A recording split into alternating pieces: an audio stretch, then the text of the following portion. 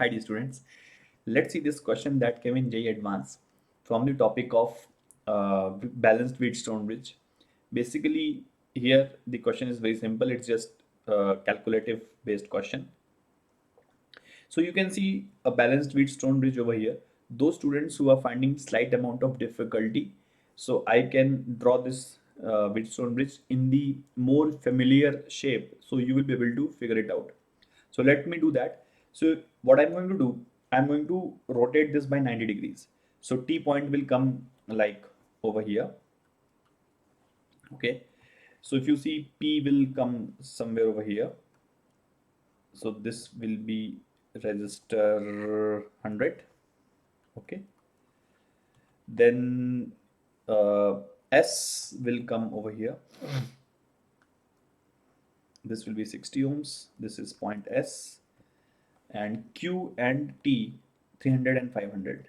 So this is Q, this is 300 and 500, right?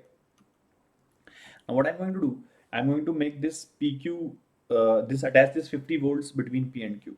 So if you see, this is 50 volts, and between T and S there is a voltmeter which we assume to be ideal. Okay. So in the question, it has been asked that the temperature coefficient of the resistance R3, which is this resistance 300 ohms, is 0.0004. So the temperature is increased by 100 degrees Celsius. So the potential difference between S and T. So basically, we have to find the reading of the voltmeter, and it's an ideal voltmeter, right? So right now, the potential difference between T and S, of course, will be zero because it is in balanced condition. But if you find the new value of this 300, so this will be initial value into 1 plus alpha, which is 0.0004. Let me see how many three zeros were there. So, 4 into delta t. Delta t is 100. Okay. So this becomes 300 into this becomes 0.04. So this is 1.04, which will become 312, right? So this resistance becomes 312. Now we have to find the potential difference developed between P and Q. Okay, so one very easy way I can tell you, if we assume potential zero here, so the potential here, see whatever current will go in this branch PTQ, so the potential difference developed across this 100 will be in the ratio of the resistance, because this 100 and 500 will be in series.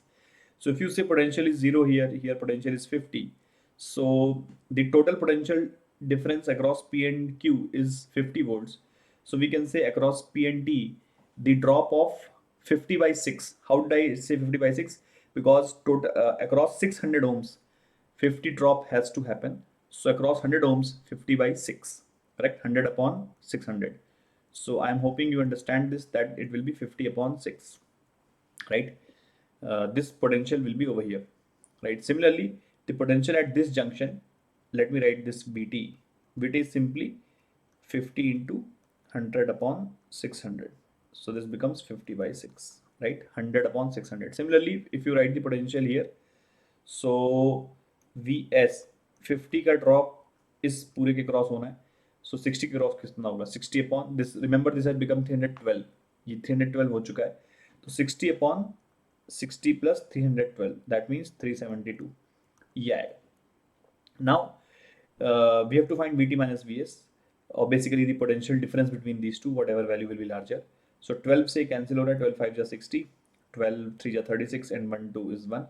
So this becomes 250 by 31, right? So effectively we have to find Vt minus Vs की magnitude.